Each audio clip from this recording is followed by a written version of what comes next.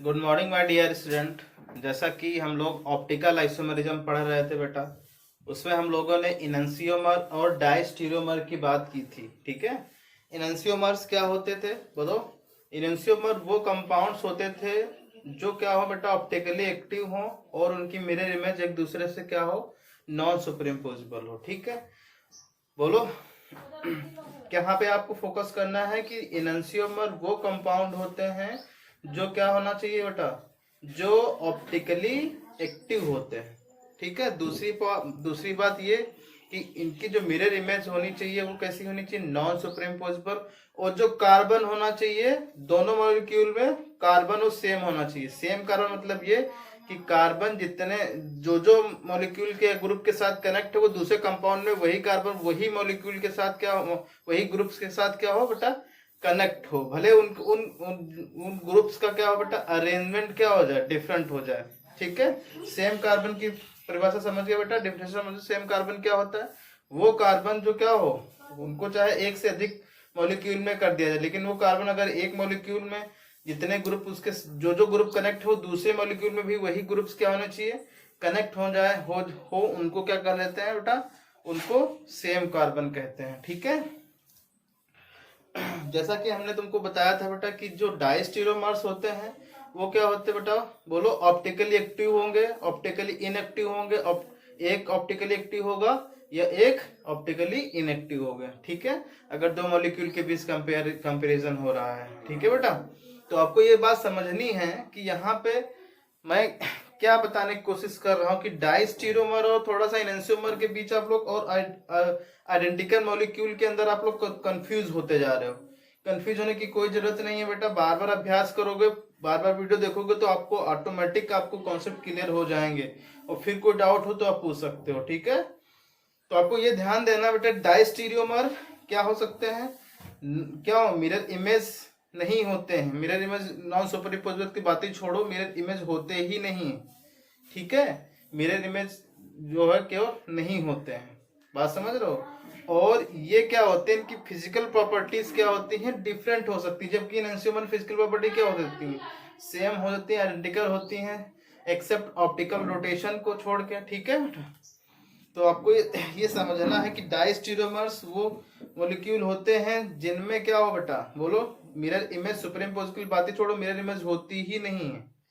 ठीक है, वो दूसरा मॉलिक्यूल होगा, दूसरे टाइप का मॉलिक्यूल होगा। ठीक है, बात समझ रहे हो? बट कार्बन सेम होना चाहिए, दोनों में मॉलिक्यूल में कार्बन क्या हो, सेम कार्बन हो, तो उनको क्या कहते हैं, डायस्टीरियोमर। ये डायस्टीरियोमर मतलब ऑप्टिकल डायस्टीरियोमर बोलते हैं इसको। ठीक है, तो आज नया कॉन्सेप्ट सीखेंगे बेटा, मेजो कंपाउंड्स। अभी हम लोगों ने एनंसियोमर कंपाउंड्स क्या होते हैं, डायस्टीरियोमर कंपाउंड्स क्या होते हैं और मीजो कंपाउंड्स क्या होते हैं। जैसे आपने एग्जांपल नंबर थर्ड और फोर्थ में बहुत कंफ्यूजन था आप लोगों को कि सर ये आइडेंटिकल कैसे हुए। आज आपको समझ में आ जाएगा कि आइडेंटिकल क्यों हुए, कैसे हुए। ठीक है बेटा, तो ये मीजो कंपाउंड का आपको कॉन्सेप्ट सीखना है कि मीजो कंपाउंड्स क्या होते हैं। ठीक है, तो सबसे पहले आपको डेफिनेशन इनकी लिखनी है कि मीजो कंपाउंड की डेफिनेशन क्या होती है। लिखो,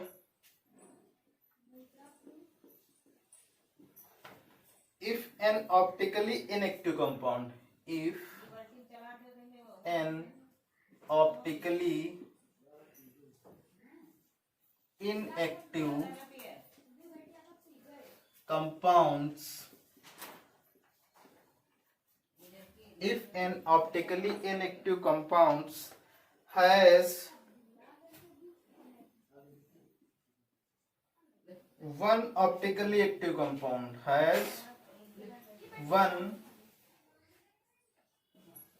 has one optically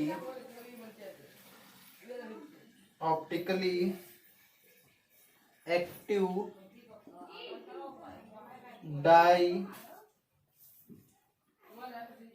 diastereomer.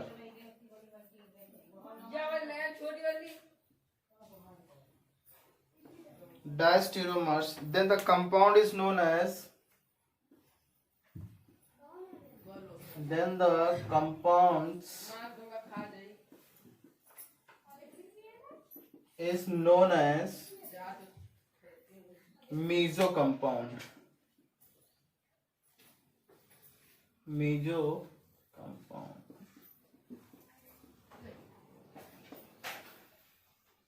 ठीक है बेटा, बात समझ रहे हो कि नहीं? मीजो कंपाउंड क्या होता है? ये वो कंपाउंड होता है जो क्या हो बेटा, ये वो कंपाउंड होता है जो ऑप्टिकली इनएक्टिव कंपाउंड है, और इसका जो डायस्टीरियोमर हो वो क्या हो, ऑप्टिकली एक्टिव हो। उस टाइप के कंपाउंड्स को क्या बोला जाता है बेटा, बोलो? उनको मीजो कंपाउंड बोला जाता है। जैसे आप जो है डायस्टीरियोमर के जैसे फर्स्ट और थर्ड में आप कंफ्यूज हो रहे थे कि डायस्टीरियोमर क्या है, फर्स्ट और थर्ड। तो फर्स्ट एग्जांपल क्या था बेटा, यहाँ पे देखो फर्स्ट एग्जांपल जो मैंने तुमको बताया था, पहला एग्जांपल क्या था, COOH, ऐसा कुछ था, H, इधर OH था, यहाँ H था, फिर COOH था। ठीक है बेटा, ये था फर्स्ट। और ये थर्ड में क्या था, COOH,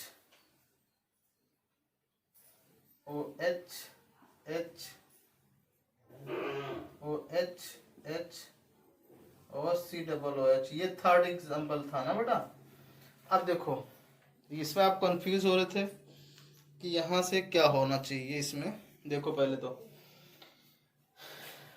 तो आपको क्या करना है बेटा, पहले डिफिनेशन पे जाओ कि if N optically inactive compound has one optically active diastereomer, ये डायस्टीरियोमर है बेटा, इसका ये डायस्टीरियोमर है कि नहीं, जो कि ये क्या है, ये खुद क्या है बेटा, देखो ये क्या है इसका, ये देखो ऑप्टिकली इनएक्टिव है। कैसे ऑप्टिकली इनएक्टिव है, देखो पहले यहाँ पे देखो, यहाँ POS है कि नहीं है बेटा, बोलो?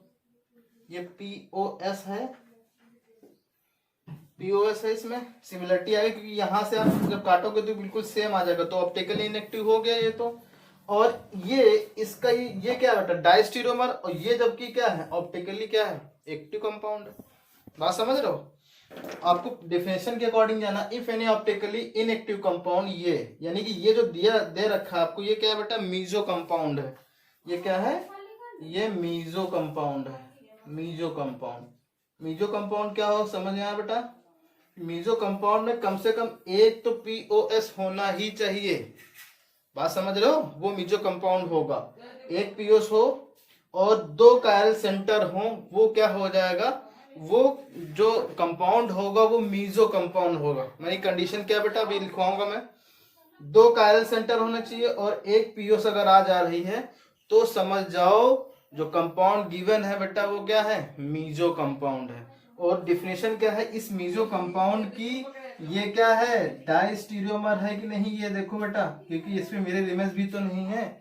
बोलो, डायस्टीरियोमर डिफिनेशन क्या होती है, जो मिरर इमेज हो ही ना, इसकी मिरर इमेज कहीं दिख रही तुमको, बोलो बेटा?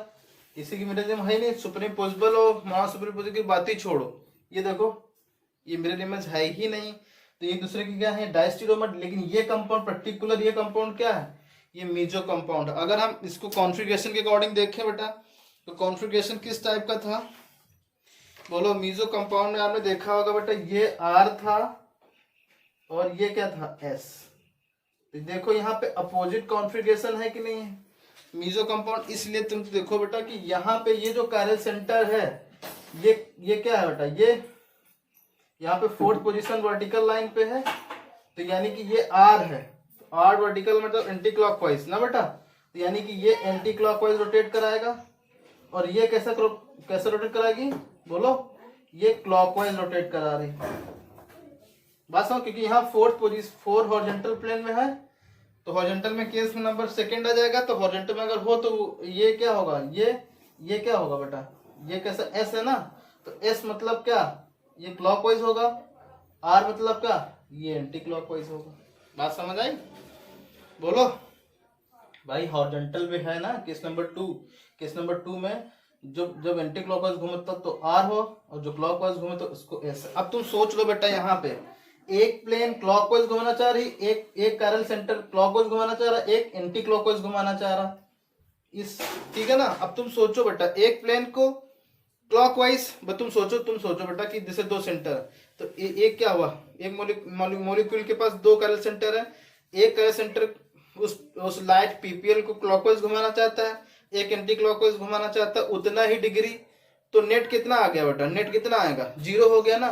तो इसीलिए ये क्या हो गया, ऑप्टिकली इनएक्टिव होगा, क्योंकि यहाँ पे अब तुम ऑप्टिक मीजो कंपाउंड में मैंने क्या कह सकता है कि कम से कम 2 क्या होने चाहिए, 2 कैरियर सेंटर होने चाहिए। दूसरी बात क्या होता है, उनका जो रोटेशन होना चाहिए वो अपोजिट होना चाहिए, और उसमें एक क्या होना चाहिए, एक पीओएस होनी चाहिए। बात समझ में आएगी अच्छे से, बोलो, सबको समझ में आया अच्छे से, बोलो बेटा। चलो अगर हम तुमसे पूछे बेटा आइडेंटिफिकेशन ऑफ मीजो कंपाउंड, कैसे आप आइडेंटिफाई करोगे, चलो लिखो identification of meso compound.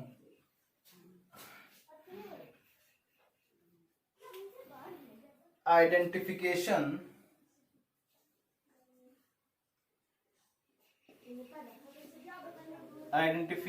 Of meso compound. ठीक है बेटा, आप मीजो कंपाउंड को कैसे आइडेंटिफाई करोगे, जिसमें से पहला है क्या, बोलो, at must be 2 presence of क्या, presence of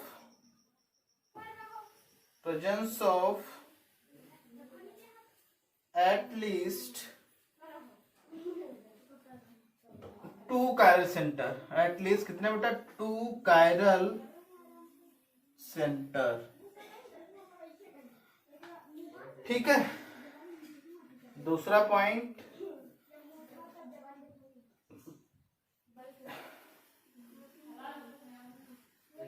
plane of symmetry must be क्या बेटा, प्रेजेंट।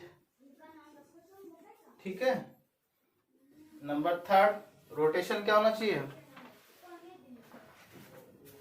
द मॉलिक्यूल हैव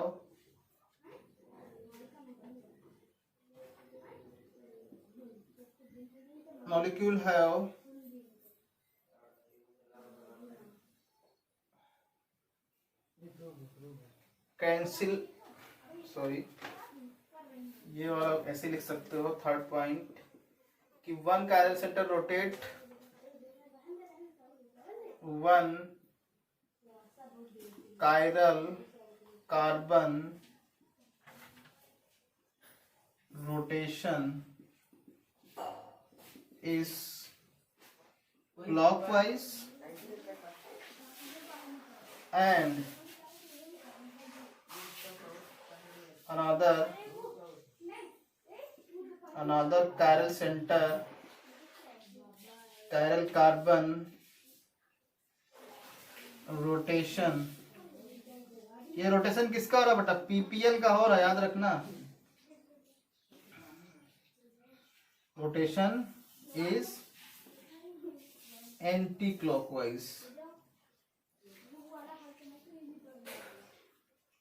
बात समझ आई, ये 3 पॉइंट आपको रिमेम्बर रखना है, याद रखना है बेटा, जिससे आपको मीजो कंपाउंड की पहचान हो जाए। बात समझ आई, मीजो कंपाउंड क्या होता है, वो कंपाउंड जो क्या हो बेटा, खुद तो ऑप्टिकली इनएक्टिव हो, लेकिन उसका जो डायस्टीरोमर हो वो क्या हो, ऑप्टिकली एक्टिव कंपाउंड हो। बात समझ, मैं कुछ एग्जांपल आप लोग को बताता हूँ, इसमें आपको बताना कि ये जो कंपाउंड्स हैं वो किस टाइप के हैं, डायस्टीरोमर है कि मीजो कंपाउंड है, मीजो कंपाउंड कहाँ से हैं, किस तरीके से हैं, ये आपको बताना है बेटा। ठीक है,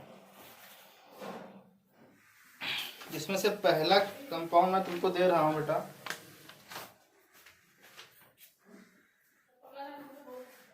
पहला CH3ClH,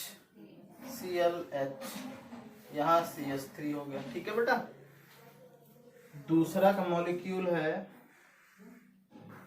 CH3OH,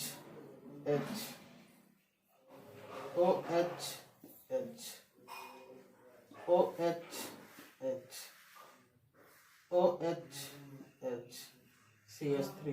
ठीक है, एंड तीसरा है CH3OH, O H O H O H H, ठीक है।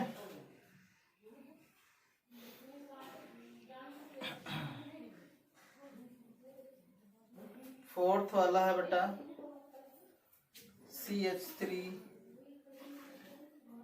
OH H OH H OH H CH3।